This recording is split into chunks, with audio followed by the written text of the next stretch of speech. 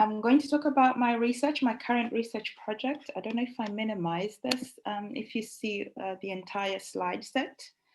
I can't see the chat box, so if I'm moving too fast and there are things that require clarification, perhaps either Nita or Camilla can let me know by talking. So the title of my presentation this afternoon or this evening is Collaboration Across Structural Borders, a decolonial encounter with a group of sex workers, which has been a project I've been working on for the last 2.5 years or so. And you'll get to hear a little bit more of it in an in-depth manner. I usually like starting with this image, which comes from the student protests in 2015, which you may or may not have heard of, that really put the idea of a university, who it serves and what it is in the limelight, because as we know, universities are inherited institutions from Western modernity, and having radically shifted in terms of approach and engagement with local communities in which they're embedded. In a context like South Africa, which has one of the highest Gini coefficient inequalities, I think, similar trajectories to Brazil, the idea of a university, which should be in service of the public, needs to be cognizant of that, which is these are the questions raised by the students during those student movements. And this kind of research that I'm talking about really is a trajectory that came from, these processes of taking a deeper look at what a university is, who it services, and how more, disruptive coalitions could be engaged with the communities in which it's situated. This is one of my favorite quotes from Audre Lorde, which I work with quite a lot as well. And for me, it keeps although I'm an academic and a scholar, I'm also an activist for social justice. And this quote really brings to life those two passions of mine.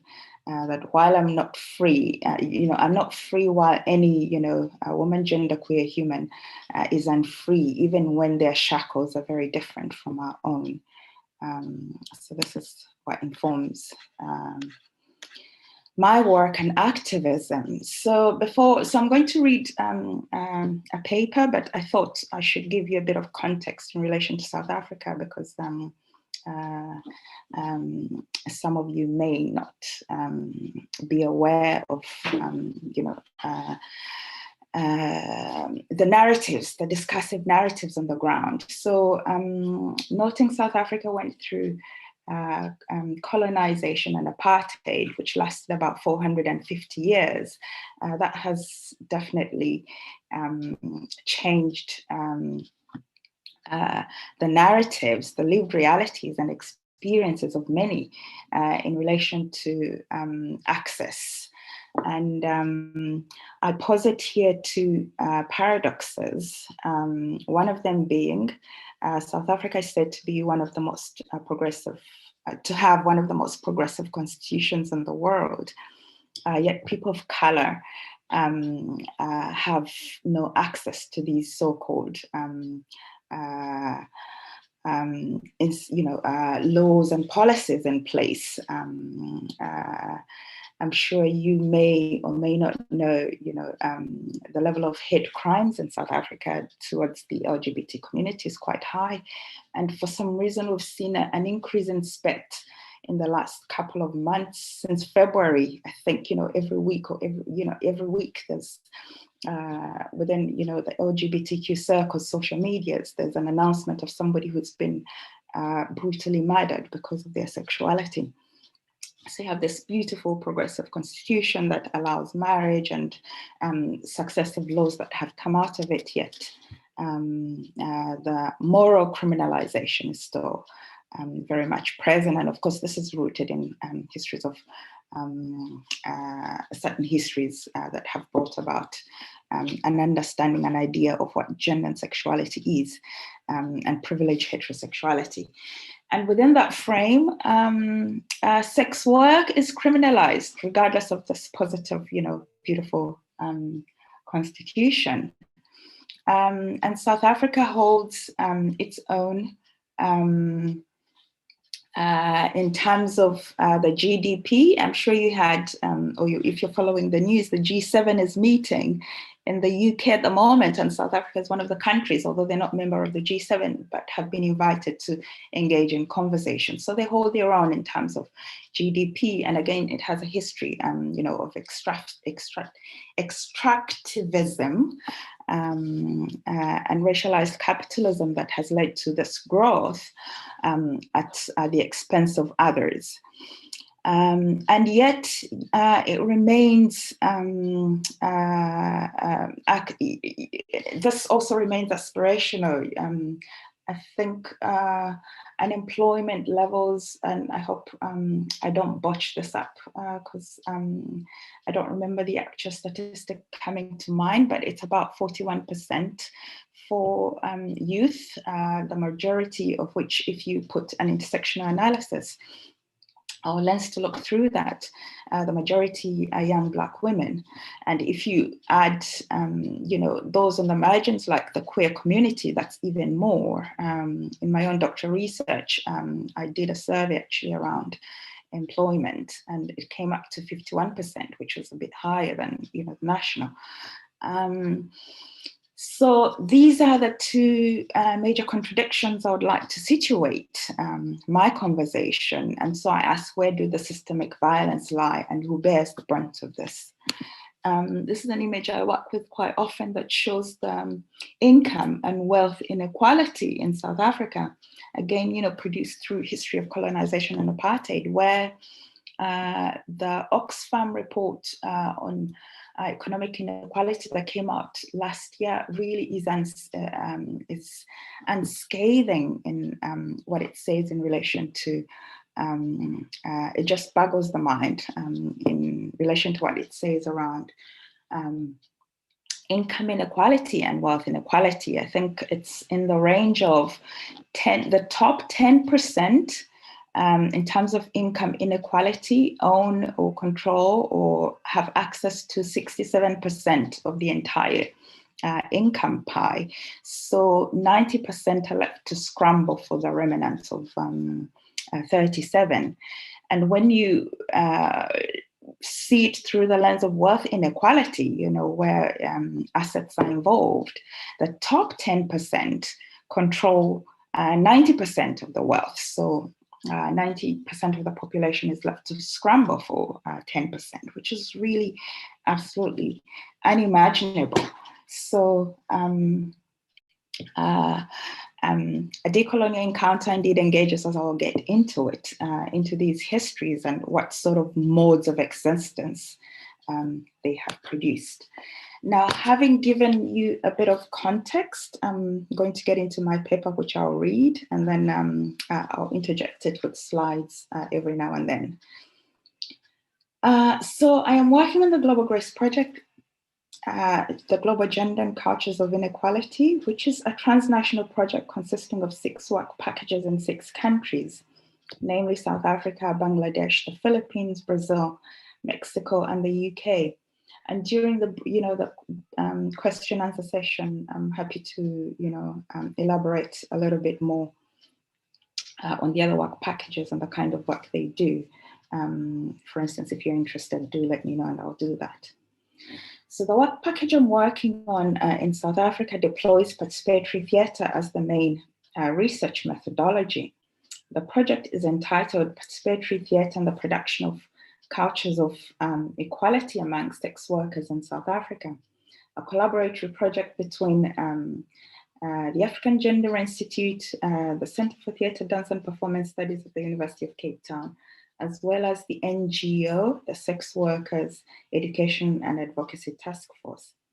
This work is embedded in the NGO's work. So the NGO in short is referred to as SWET, So it's embedded in sweats, what could be called radical approaches to creative activism framed within destigmatization and decriminalization of sex work in South Africa.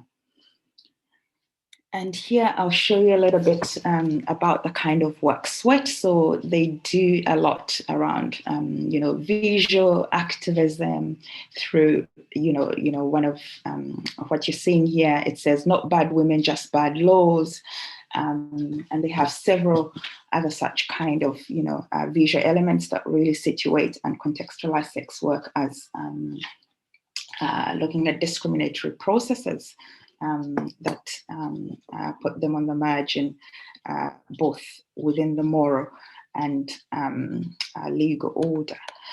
So sex work was criminalized in 1957 under the Immorality Act. So this is really a remnant of apartheid. So Sex Offences Act criminalizes the buying of sex. Although this law is hard to prove by the police, they make use of multiple bylaws to arrest and detain sex workers. Again, this framed within, a country that's said to have one of the most progressive constitutions in the world. Moving in on a little bit, showing you the kind of work Sweat does, the NGO. On the right, you have what they call Ask a Sex Worker booth, and this booth moves into affluent neighborhoods. So in Rio, for instance, this would be like placed in the blue zone. Yeah, the blue zone is the one with affluence ease, if I recall correctly. If not, forgive me. And they place them in these neighborhoods, and they have material out there, and anyone passing by could come and ask any question they don't know about sex workers. The next image in the middle looks at performative theatre on a square in a city somewhere, talking about or enacting police brutality. So police brutality is quite common because of the fact that sex work is criminalized.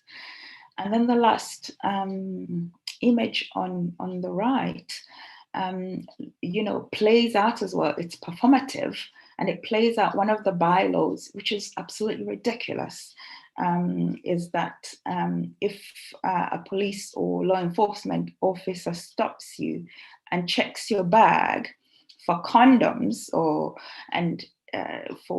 condoms as evidence of being, a sex worker, which is really problematic, and they find that you have more than 3 condoms or something like that, a ridiculous amount, you're thrown into jail. So it says, "Look at me, I'm dangerous. South Africa treats condoms as evidence of crime." I don't get it. So their creative activism really is kind of satirical, and pulls out the real issue by showing the ridiculousness of how laws work to marginalize. Okay, so moving on to my paper. Although funding is primarily from the global north, from the UK, this research takes on board anti-colonial work reignited by the students at the University of Cape Town in 2015, which you may have heard of. The kind of anti-colonial work that brings forth some elements of epistemic justice, anti-colonial work that calls for the university to be in service of the communities in which it is located. We are working with a core group of 8 diverse street-based sex workers who are trans, genderqueer, gay, lesbian, cisgender, bisexual, and heterosexual over a period of almost 3 years. It would have been 2 years, but the COVID interaction made the time a bit stretched out, who are being taught various skills in theatre and performance, such as forum theatre, physical theatre, spoken word, with the idea of launching an independent sex workers theatre company at the end of the project. In this talk, I pick up on 2 points. One, a provocation, and some of these I might leave unanswered, and we perhaps engage into a discussion at the end, because I'm curious to hear how you would encounter these provocations. What happens to us in the process of collaboration across countries, universities, NGOs, structural borders with marginal communities? And the second is an illustration of structural cross-border work, which I call collaboration as a praxis, by looking at the work of a theatre group during a physical theatre module with specific reference to Jackie Job, who's a renowned theatre maker and performer and a lecturer at the University of Cape Town. Jackie Job's work on Buto. So Buto is a form of Japanese dance and theatre that encompasses a diverse range of activities, techniques, and motivations for dance and performance. It's an art form that resists fixicity, and it was informed by resistance after the Second World War in Japan then, when there was an overall overwhelming discourse of modern dance, like ballet, and this was a kind of a resistance to Buto, was kind of a resistance to this, given the politics that were going on then between America and Japan after the Second World War. So for the provocation, I start off by posing a question, several questions actually, first of many. What does it mean to work through different constellations of fogginess in thought and of knowledge making and representation? And what happens to us in the process, we as researchers or anti-colonial workers? The fog being structural grammars along the lines of race, gender, class, sexuality, and situate certain bodies at the margin and others on the periphery. In our case, looming close to darkness, where neoliberal rights in South Africa have failed to offer social justice for sex workers. Firstly, in the fact that South Africa is said to have one of the most progressive constitutions, as I pointed out earlier, yet sex work is still criminalized. This is a major failure in delivery of rights. And secondly, the moral and judicial criminalization exacerbates gender and structural inequality for sex workers, which has major implications for their well-being. Statistics shows that sex workers in South Africa bear the brunt of physical and structural violences, relegated to the condition of the non-human. So in this research, we engage with decolonial feminism, which usually offers us a lens to understand the hidden form, to understand what is hidden from interconnections between race and gender and the relation of each to normative heterosexuality. And that's Tamale, who I quote there. We know that knowledge production is one area where these systems of power operate in a heavy-handed manner. When a decolonial lens is applied to sex work, a historical analysis becomes necessary, where modernity has produced a model of markets and capital, such as stock markets or banking, as central or privileged, while others, such as sex work, are on the peripheral and highly exploited, capital yet invisible. Therefore, histories of colonization and apartheid have shaped both lived realities and knowledge production on sex work in South Africa. It is within this framing that we know that sex workers' existence, particularly street-based sex workers, is located in the margins, where we see judicial law and criminalization of sex work, as well as moral law and the stigmatization of sex work, both hard at work in dehumanizing sex workers. Therefore, we had to work with epistemologies, methodologies, and methods that seek to humanize those who are constantly dehumanized, an intersection of decolonial feminist approaches through theatre and performance. With this as a backdrop within which the collaboratory project is situated, I pose a question related to anti-colonial work. What happens to us in the process? Us as researchers, firmly embedded in Western-based universities, whose mode of operation reinscribes notions of coloniality, when working with marginal communities such as sex workers, the non-human, if you like. What happens to us in the process of being caught and the academy NGO tension. And indeed, there's a hierarchy there, you know, in terms of knowledge production, who's privileged and who isn't. Or tensions that go with encounters of funding from the global north to the south, as is the case with the Global Grace Project. And how do we draw on anti-colonial work in these tensions and encounters that are highly asymmetrical? Here I'm haunted by the words of the sex workers feminist collective that accompanied their exhibition at Iziko Museum in 2018. They state, our lives, beginning of quote, our lives are dissected and analyzed in a room that we are denied access to. Too often people who sell sex are positioned as the perpetual objects with our stories told through the lenses, voices, and perspective of others, close quote. I will leave you here with these provocations and no answers per se, but something for us to think through. And we can think through this together. And perhaps at the end or during the discussion, I can talk more around how we worked around these.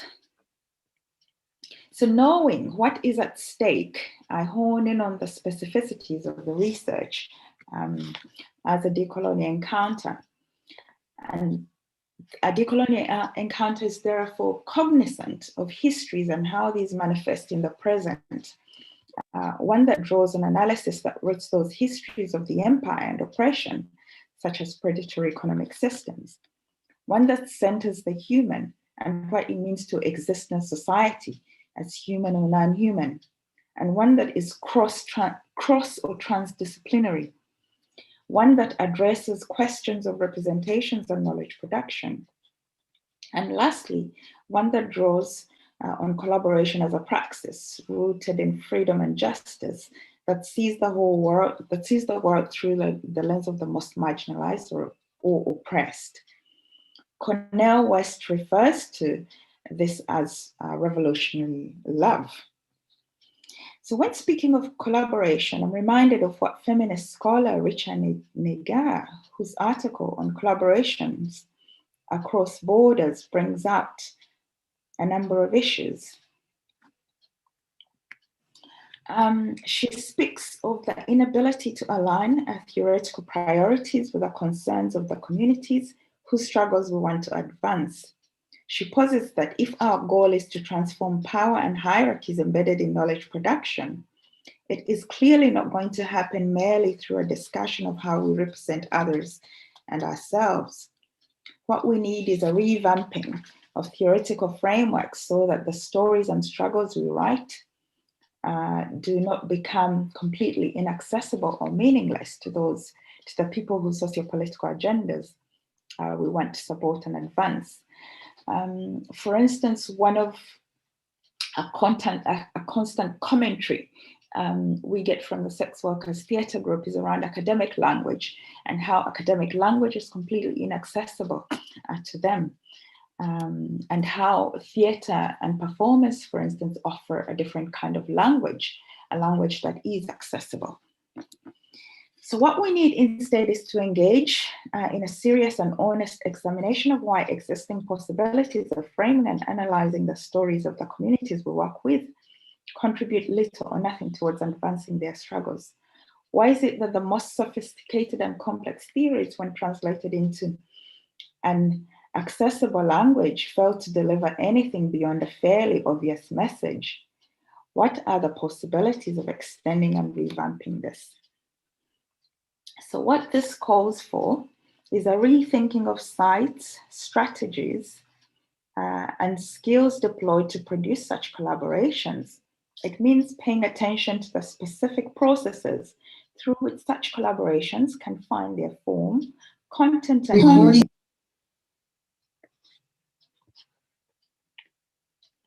Can you still hear me? Yes, go ahead. Okay, all right. It means paying attention to specific processes through which such collaborations can find their form, content, and meaning. And therefore, it means being accountable to people's own struggles for self-representation and self-determination. taking note of and work through the tensions and contradictions between academic and non-academic realms, speaking the theoretical and political language that goes beyond the academy, production of different kinds of products that reach different audiences. And it hinges on communities we are working with, their ability to draw sustenance, hope, direction, and a sense of fulfillment from this collaboration, and from our ability to deploy insights from feminist theories that contextually work to help reach that goal. This then forms the backdrop that frames our research. I will pick up on one of the modules that evokes the notion of well-being, a central focus of the Global Grace Project, strongly embedded in Sustainable Development Goals 3 and 5. We locate social justice as connected to equality, equality of resources, opportunities, and subjective welfare, and by extension, well-being. During the second half of September to December 2019, the Sex Workers Theatre Group engaged in a module, in a physical theatre module that culminated into their second performance entitled Yeki Hambe Let It Go, directed by Iman Isaacs.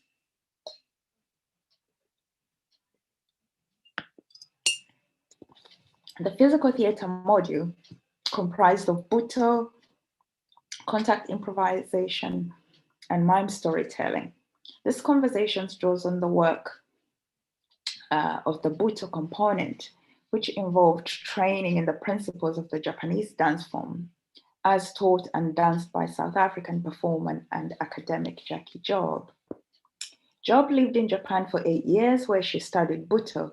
According to Sandra Furley, the emergence of buto was partly as a refraction of America's bombing of Hiroshima and Nagasaki, and more generally in protest of Western materialism. In a sense, this connects well with the sex workers theatre, which works within the framework of countering social injustice brought on by the judicial and moral order in South Africa, as well as coloniality. Noting structural inequality causes a lot of uncertainty and ambiguity, which manifests in psychosomatic forms. This inequality surfaces in sex workers' lives through emotional, psychological aspects, but also stored through the body. It is embodied. This is what Sarah Matchett and Sarah Matchett is my colleague who's a theatre maker and who's central to the Global Grace Project. So Sarah Matchett and I refer to this as embodied cognition, which we derive from the body being a repository and a site of and encrypted with disciplines and unimaginable pain and trauma, but it can also be a site of remembrance, hope, love, and belonging. Embodied cognition opens up possibilities to our framing of well-being. We note how physical theatre techniques such as dance, buto, open up possibilities for structurally sidelined communities like sex workers, a form of embodied social justice channeled through well-being, as well as evokes Ubuntu or connectedness. These moments humanize sex workers in a context rife with dehumanization where neoliberal rights dismally fail. And again, this part of what I'm talking about here, Sarah and I have an article out if you're interested. We published it last year. It's called Buto Gives the Feeling Back to the People. It's open access, so you can find it easily. We explore how theatre and performance can facilitate the creation of spaces where caring practices can be applied and encountered. Here we're specifically concerned with how effective and effective encounters can aid actualizing spaces for care and well-being. This speaks to the idea of somatic presence, which encompasses an embodied relationship with the self and others. It encompasses practical embodied ways of understanding what it means to be somatically present and how these associate with effective encounters and by extension, care. We understand somatic presence to be a principle that is fundamental to the training of a performer in theatre.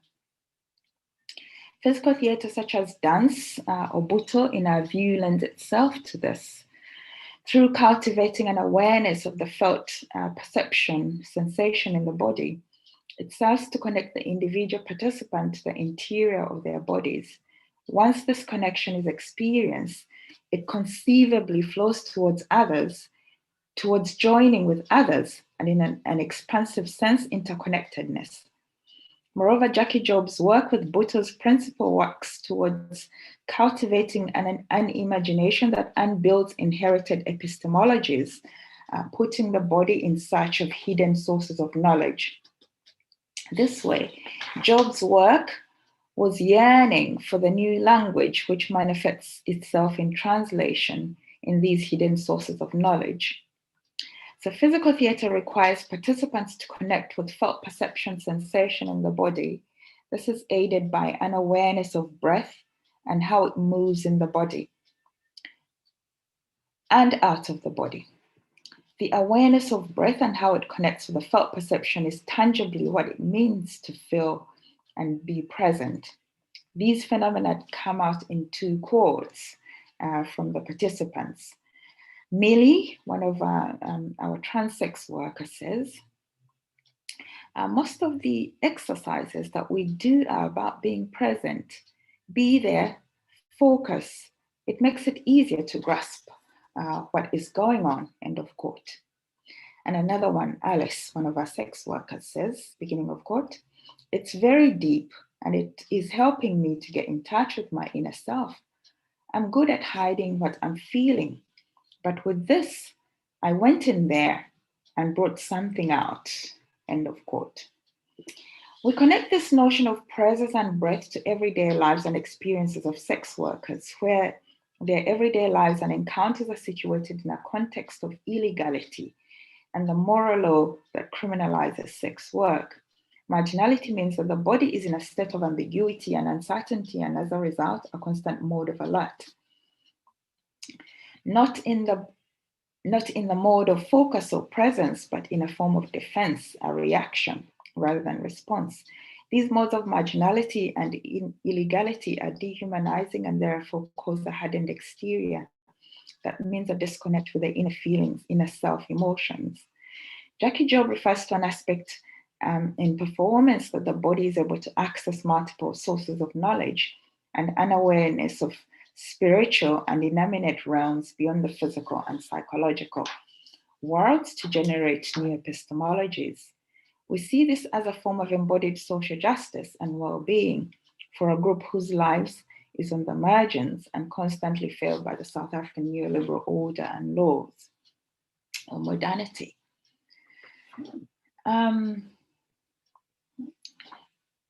In conclusion, anti-colonial work works across structural borders, therefore calls for a rethinking around puncturing borders of the entanglement of coloniality, patriarchy, capitalism, and whiteness. In what shape and form does it take then? My take is that it's visible on societal political level, everyday micro resistances from these structures, which often go unnoticed because of their lack of grandness. I connect this to mundane everyday encounters present in a micro form.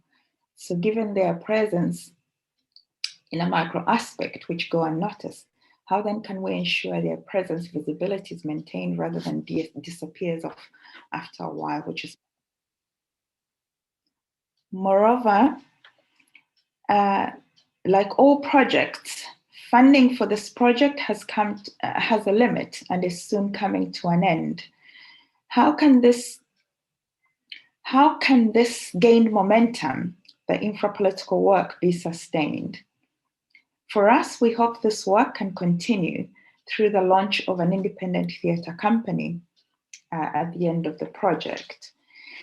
Now, in terms of going into the nitty-gritties of the kind of relationships I mentioned earlier in the provocations, giving you an idea of how we worked within, around, some of them creating moments of discomfort, because for those who know or are familiar with feminist work, critical reflexivity is heavily embedded and imbricated in that, and so is decolonial praxis.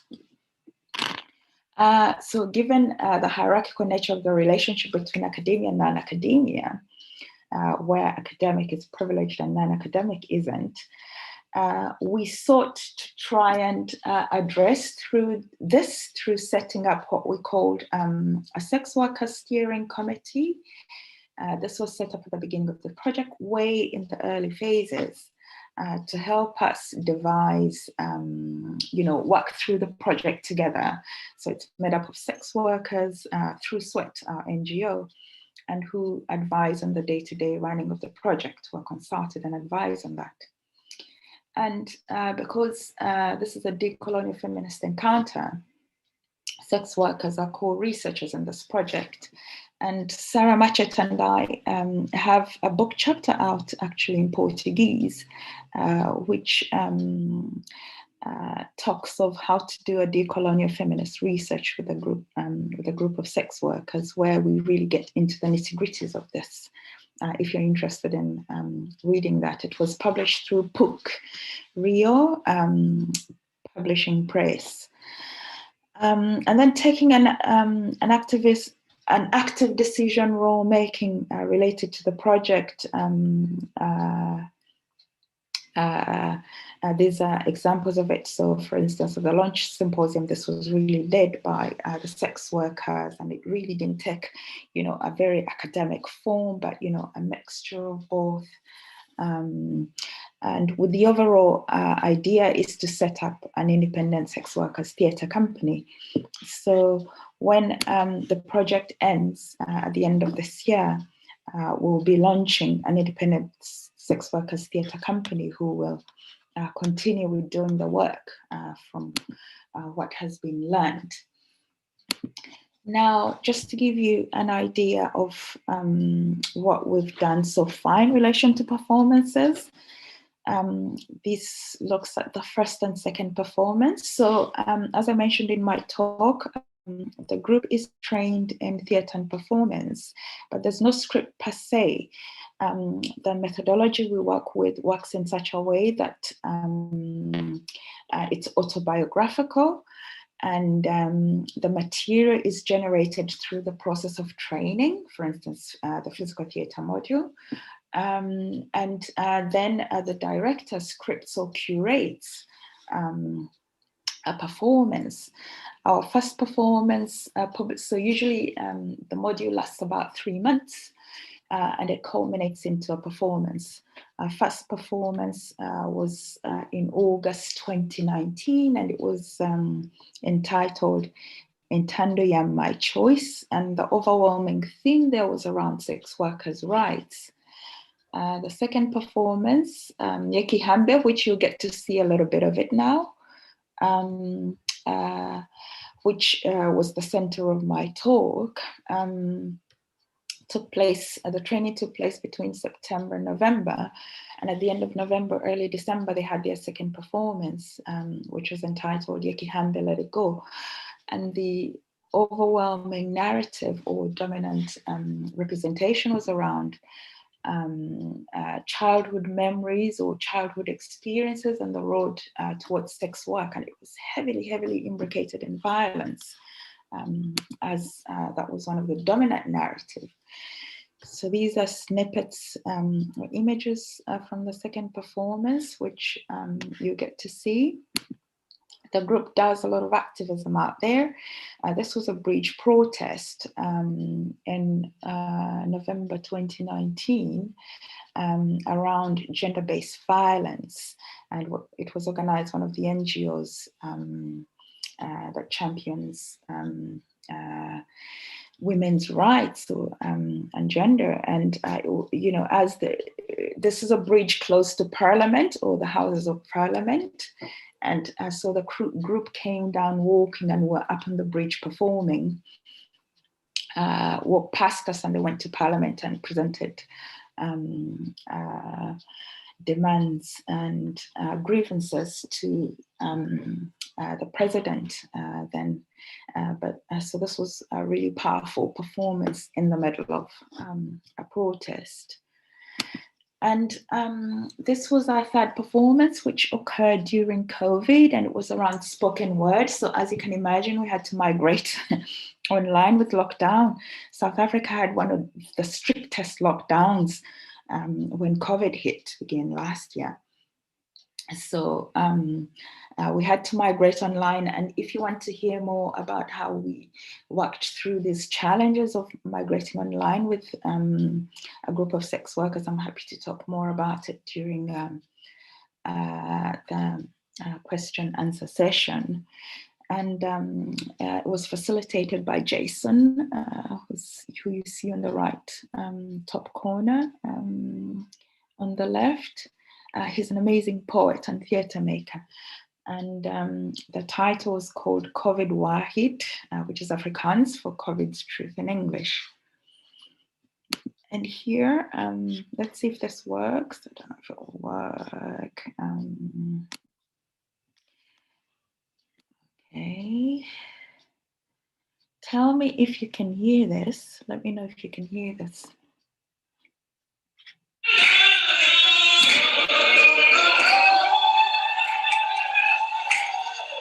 All right.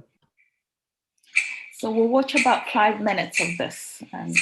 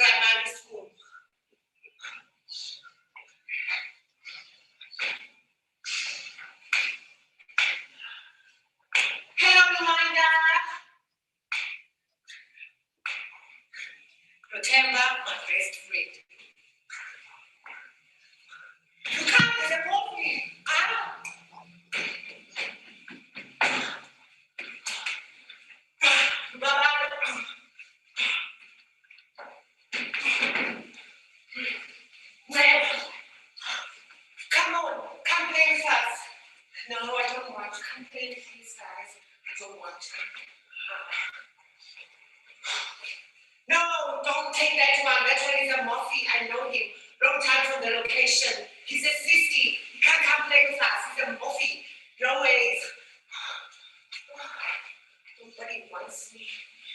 All alone. No ways.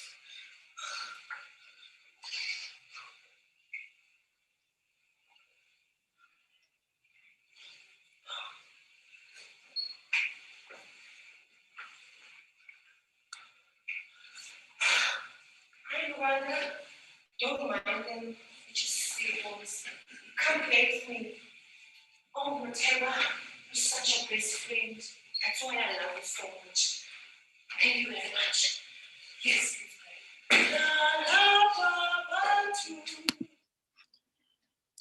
Okay, so that was really a snippet of it for you to get to see the kind of work we do.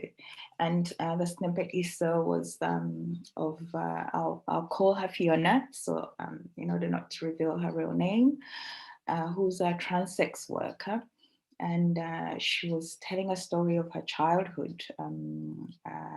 Mofi is a derogatory word for to refer to somebody who's queer. It's an Afrikaans word that's derogatory, you know, just the way queer was. Mofi is also being reclaimed a bit, but you know, where her peers as a young girl who was trapped in a you know, a male body, couldn't play with her and constantly called her a derogatory word, the derogatory word of Mofi. So that was just a brief snippet of that, showing and digging into the life of Fiona, a trans-sex worker who's homeless. She's been homeless for, yeah, close to 15 years now, living on the streets. Oh, I think I had a last image before I finished. Let's see, need to share again, and then I'll close off. So this is the Sex Workers Theatre Group. This was after, in between performances last year in COVID Warhead. The image on the left, while the image on the right were with Iman Isaacs, who directed that piece, who taught and directed that piece. We have a residence theatre, which is a community theatre that we do the training workshops in and performances, and the residence theatre is right not far from where the NGO Sweat is. Yeah, and that's it. Thank you for listening to me. Thank you so much, Phoebe, for sharing this very interesting research with us today. So if anyone wants to sign up for questions, you can just write your name on the chat or send your question. I can read it, no problems. And we can start the discussion with Professor Phoebe. So we have already a question from Professor Nitamar. Actually, two questions. Is there any correlation between color and sex-related violence, especially against women and LGBTQ plus individuals in South Africa? Is there any observable progress or visible change between socioeconomic inequalities in racial ethnic oppression in the past 10 years? Those are really hard, complex questions, you know, especially the second one. Well, with the first one, you know, I think you're asking around the intersections of violence in relation to race, gender, and sexuality. We feminists or African feminists who engage with intersectionality, we note that these systems of power work together in coalesce as grammars that inform privilege and oppression. So one does not precede the other, but rather they work in combination to place certain bodies in the non-privileged zone, while others are in a privileged zone. So you can't look at one without the other. When you look at one, you exclude the other. For instance, if we look, for instance, at race only and look at violence in relation to race, and look at who's privileged and who isn't, that excludes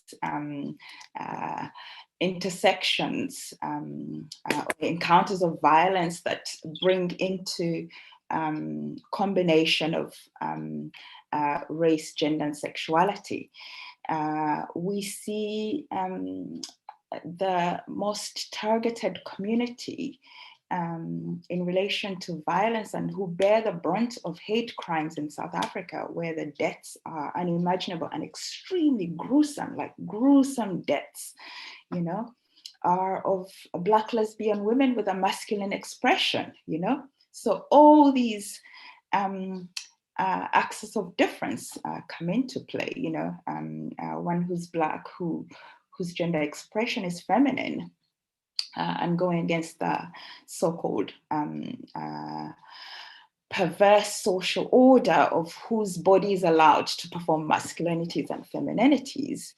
But then again, yeah, this understanding and history of modes of violence, violences are rooted in histories that have been extremely violent, and these are remnants of them. So my former supervisor in the Netherlands used to say that, how can we imagine that, let's say, you know, the Dutch have been in Indonesia or in South Africa, and we know colonization was an extremely violent process. For 400 years, it was cultivated, and we know apartheid was extremely, extremely violent as well. For you know, extremely conservative and violent in relation to aspects of gender and sexuality, and that's 450 years, and it ended in 93. Excuse my maths if I'm not working that out right. How can we expect that the next day all this disappears, you know, after being cultivated for 450 years? It's impossible. It's impossible. It's still very much present, dominant, and manifest in various forms because, you know, cultural orders of existence were completely decimated and imposed on a new way of life that was meant to, or was foreseen as civilized and sophisticated, but that was based on Victorian understandings of what gender and sexuality is, which was extremely conservative. So these are remnants of that. And of course, Christianity and religion, which also plays a crucial element in that as well, that we see play out in terms of privileging heterosexuality. So one cannot be seen without the other, you know, from an intersectional point of view. Race, gender, class, sexuality needs to be addressed and or seen in combination. And then, you know, we'll see how Aquila, rather Fiona, ends up on the street, you know, and leaving, you know, being homeless for 15 years. And in relation to your second question around progress and changes over the last 10 years, that's a complex and complicated question. I mean, perhaps, I mean, it would be, you know, false to say there's no progress per se. There is progress, but it's still very slow. And I'll give a couple of examples to that effect. In terms of institutional racism and manifestations of it, I don't think there's been much shift because it's a system of power that has been, as I mentioned earlier, built over 450 years, and so can't really decimate or dissipate like that. In America, we see, even though they've gone years from the civil rights movement in the 60s, institutional race and racism is still very much dominant. It reconfigures itself and manifests in other ways. And of course, it's in interplay with economic means. In my presentation at the beginning, I mentioned the Oxfam report on wealth inequality that came out last year, which really details problematic or shows the gravity of where the wealth lie, together with my slide, which I showed, that 10% control 90% of the wealth, and this 10%, you can say 9% is white, and that and the whole country in terms of race, it's 13% white, so you see a very small faction still controlling the majority of wealth. Indeed, 80% of the land is still in the white minority. There's been some land redistribution programs, but very slow and completely, insignificant in terms of showing progress. Now, if one is to look at social mobility, and not that I think social mobility works, because once certain systems of wealth and inequality have been set, it's like a cast. Maneuvering through one is close to impossible. If you put all intersectional factors in play. Yes, there's been progress of a small number of Black people who've progressed on into the middle class and extreme wealth. Our president at the moment is one of the wealthiest people on the continent. And there's a couple of other Black wealthy individuals, but that's an insignificant number if, if it's just 2 out of, 50 million. it's completely insignificant. So it's complicated that way. Yeah. Thank you very much, Phoebe. We have another question from Antonio Costa. He asked, which border you find hardest to cross? Oh my goodness. I mean, like I said in response to Nita's question around color, sex, and class and violence, there's not just, you can't say, you cross one border, move on, and then cross another. They're all interconnected or interrelated, when you take an intersectional analysis. So there are multiple borders to cross. If I'm to hone in into examples, specific examples around those borders that are multiple in relation to, for instance, the NGO academic dynamic, even though we tried to set up, a steering committee that helps us, of sex workers that helps us we work with, rather not help us, but we work with to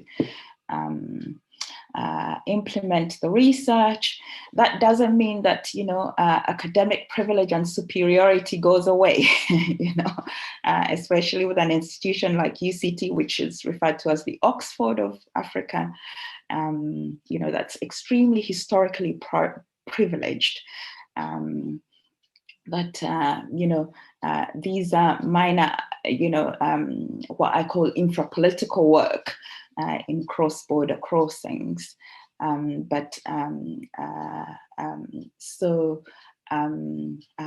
It's constantly working towards multiple crossings, and one can never cross one and say they're done and move on to the next. If I'm to St. Fiona, our homeless trans-sex worker. I mean, the kind of work does not take, we do ideally should prefer having a home and a roof over her head. And yet the kind of work, although, it's significant on an infrapolitical level, there's still many numerous borders to cross. Right, thank you so much. I will pass the floor to Tuila. She has asked. Good to see you, Tuila. It has been a while. Yeah, the both of you actually, Camila and Phoebe, it's been a while. Actually, Yeah. I think last year, but Camila is like a long time ago we haven't seen. Yeah. It's a pleasure to be here with others. Good to see you, Tuila. Nice to see you. I was gonna ask, but first of all, actually, I said that on the chat, but maybe, it's better to say it, but I took the presentation from the final, so I probably missed a lot of things. So I will apologize if my question is like too simple or out of question, but I would like to ask you, Phoebe, as we know, as I have had the opportunity of research, not very deeply in my master's, but I researched a little bit of queer matters on African English speaker contexts, if I may say, and South Africa is seen as one of the most progressive countries in terms of law and constitutional stuff. And I was going to ask you, although I can imagine the answer, how do you perceive the effectiveness of this law and constitutional dispositives? If we are going to compare, for example, only talking on law and constitutional stuff that not many times is going to be something that you can, what you see in law is not necessarily what happens in practice. So we have countries, North African countries mainly, that have laws against, for example, marriage or simply relations between same-sex people. Yes. And South Africa is like the very opposite of it.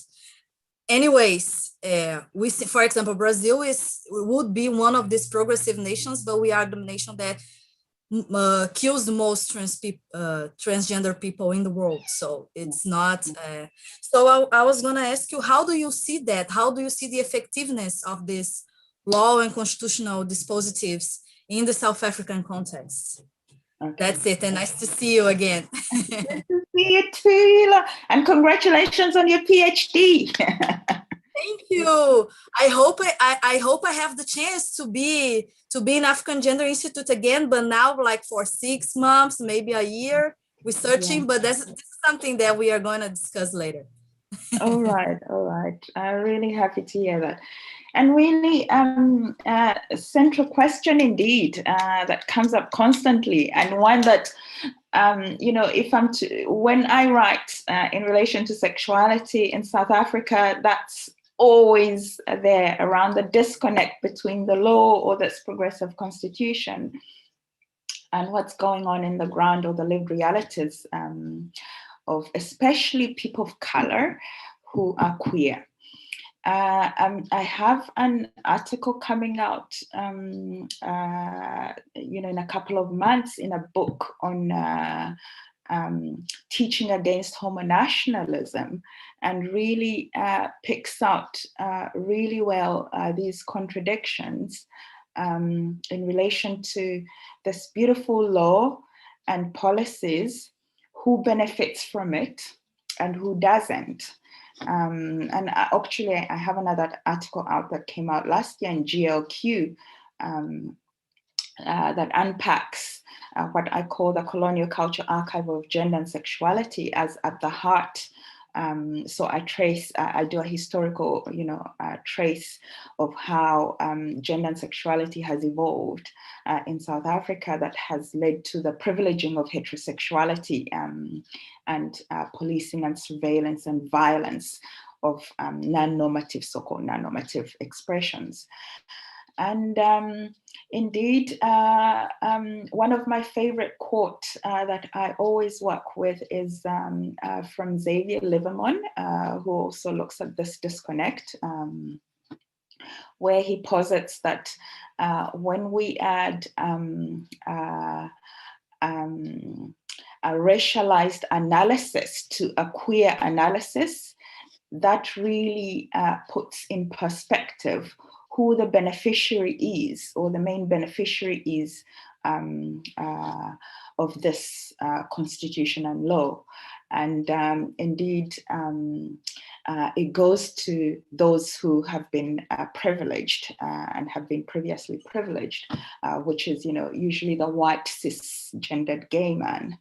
And the Black person is perceived as, and the Black person is always placed, or the Black body is always placed within the heterosexual range, so it can only be heterosexual. But then, there's a history to that as well, like I mentioned earlier, where, sexuality was a very central aspect to the colonial project. And it's, in many cases, instances on the African continent, it's one of the reasons, or the legitimization to which colonialism was enacted to save this so-called barbaric cultures, where the imagination, which really became an imagination which became theorized and produced as knowledge around the myth, and not a myth actually, but it is a myth really, that Africans had to be, were closer to nature and therefore had to be heterosexual, and so this singular narrative of heterosexuality has a history. And this is one that really is at the center, or at the heart of this disconnect between this so-called beautiful policy in South Africa, or law, and access to these judicial, social, moral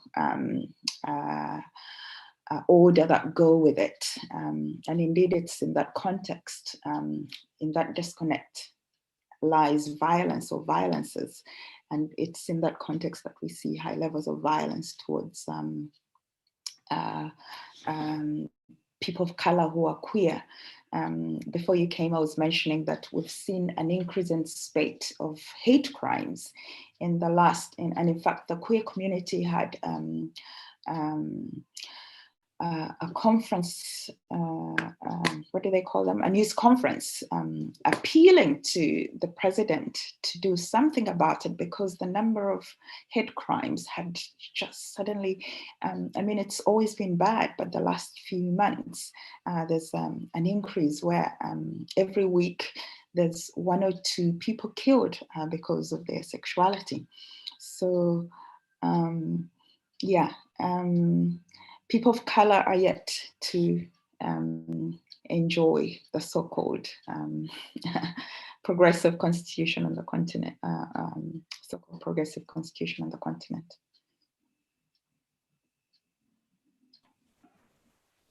Thank you so much, Phoebe. We have another question here on chat. I think it's in the same line of the discussion. How successful have been race target affirmative action policies among sex workers in South Africa? Can you say that again? Yes. How successful have been race target affirmative actions policies among sex workers in South Africa? Okay. Now, there hasn't been any affirmative action related policies in South Africa, because sex work is criminal, or is still criminalized in South Africa. So there's no way there would be any form of intervention that's of an affirmative action nature. But indeed, you know, outside of sex work broadly, there've been, especially, you know, with the onset of or onslaught of democratization in the early 90s, there were a number of affirmative actions put in place to sort of even out or level the playing field, which really never happened. But indeed, there are a few beneficiaries who are people of color who then managed to socially progress or move or have social mobility from, you know, low to from working class to middle class, but specifically with sex work, non-existent. Right, thank you. So the next one, how do you manage to conjugate your conception of embodied cognition with a decolonializing critique of modernity overall? Can you say that again? Yes, how do you manage to conjugate your conception of embodied cognition with a decolonializing critique of modernity overall? Okay, that's really interesting to think through. Now, embodied cognition is around a thinking body, the way Sarah Matchett and I work with this notion. A thinking body that stores pain and trauma, but is also able to express joy and happiness. And the kind of work we did, for instance, the kind of work Buddha did then was engage with this thinking body to unbuild cultural epistemologies. And these cultural epistemologies around structural inequality. And we know structural inequality is heavily imbricated in coloniality and modernity, you know, where the center and periphery is very much set in who's at the center and who's at the periphery. And a sex worker, a trans sex worker like Fiona, you know, her body, cells, there's a visibility or a storage of the structural inequality in it. And so the work we did as a counter to that then unbuilds some of these modes, albeit momentarily. It might not be sustainable, you know, over a long term. To unbuild, and this unbuilding is what we're calling healing, you know, healing of traumatic incidences around, you know, surveillance and policing and stereotyping and living on the street and having no roof or no food, digging through bins, you know. There's a lot of trauma that goes with that, you know. And because it's at a micro-political level, it sits well with decoloniality because it is working against modernity in that regard.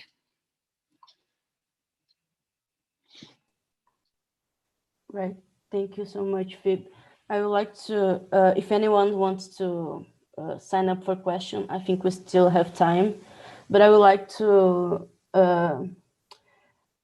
bring something to discussion with you, Phoebe. Actually, it's not really a structured question, but I was wondering if now you have some overall view on the debates that occur about prostitution in the feminist movement and in the academic field. Because I think I was wondering, when you were presenting, I was thinking that it would be kind of fair to say that when the sex wars, the pro and against legalization of prostitution started, at least in the USA context, we have some sort of participation of sex workers in those movements somehow. But I think overall, now we still have the impression that was not enough, or the sense of collaboration and intersectionality, and more deeply looking at practice that you brought up today was not achieved. So I was wondering how you perceive this overall discussion on feminism, how the sex workers and prostitution discussion about sublimation, and how overall we were dealing in the gender discussion. And I was also wondering, because since I read this text, focus on prostitution was more about gender than race, right? It's very difficult to see, at least in the mainstream text, the race being discussed in a more deeply sense. So I was wondering how you see all this discussion and how your perspective now within this project have contributed for a new form of academics to deal with this practice and discuss this from all the intersectional points that need to be taken into consideration. Thank you. Indeed. Thank you, Camila. I remember when I was in Porto Alegre, who was doing, was it you and Laura? Were you doing, writing a paper or doing research on sex work, eh? Or was it pornography? I don't remember, one of the two, yeah? It was pornography, yeah. Oh, I mean, it's related somehow, but yes, it was indeed. mainly pornography. Yes, indeed. Indeed. Ooh, sex work within feminism, one of the most contested areas, you know. So on the one camp, you have the radical feminists who, you know, posit that sex work is exploitative, and in fact, they refer to it as prostitution. Sex work is a progressive way for those on the left in this contestation, where they're in favor of what they call the Swedish model, you know, and push for the Swedish model. The Swedish model criminalizes clients, you know, and when you criminalize a client, then it means, you know, you can easily get into the sex work. So even though the sex worker is not criminalized, it means she doesn't have, or they don't have clients, because, you know, it's easy to catch a client and put them into prison. So, and their argument is around, yeah, it's exploitative to women, to women's body. And what this argument fails to take into consideration is the person who's doing sex work and their agency in this, you know, which is what I'll get into to those on the left of the movement. So there's that camp of scholarship within feminism. And then on the other side, you have those on the left, or the liberal side, who then work with the notion of sex work as opposed to prostitution, because then prostitution is demeaning and sex work offers an element of choice, which is really true, you know, and in my everyday encounters and conversations with the group we're working with, there's an element of agency and choice. And so the liberal camp is really where Sweat, the NGO we work with, is embedded, where they see sex work as work. You know, if you see some of their activism out there, there's a lot around sex work is work, a woman's body is a woman's body, and their choice, they do as they like. So really various profound narratives around there, centering agency and choice and work, you know. And we've seen spaces like the Netherlands, where it is legalized, not only decriminalized, but legalized, that access to services, erasure violence, all bring about an element of egalitarianism in terms of seeing this as a mode of work, because really it contributes to the economy in a significant way, although it's not recognized. I think one ILO report I read a little while ago posits in Southeast Asia, where there's a huge sex tourism, the amount of, it contributes to the GDP, and yet, still not acknowledged or insignificant.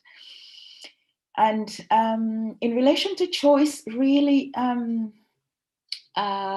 one also has to consider context, yeah? So in a context like South Africa, where I've laid out the multiple incarnations of structural inequality, one could question how much choice does one have if, yes, there's all these multiple layers of inequality and structural inequality at play. But, even within that, there's an element of choice. The sex workers we work with say they would rather do sex work, for instance, than be domestic workers, or clean houses, because there's flexibility in hours. It's less demeaning. You don't have somebody bossing you around, and various other. It pays more. So there's an element, however, there's a micro element or several micro elements of choice there that come into play and center it as, centering an element of agency and choice. And indeed, your comment around the centering of gender but race missing is quite central indeed. When I started working with this project, of course, sex work wasn't a strong suit, scholarly suit of mine. I had to, get into it and did quite a bit of digging and reading. Of course, because it's stigmatized, there's very little research besides health. In health, you'll find a lot, or within the discourses of health and public health. But outside of that, there's not much, especially on the African continent or elsewhere, that really engages with race, or those various intersections, race, gender, race, class. Class is addressed, but race and sexuality, or, there's quite a bit out there around trans-sex work as well.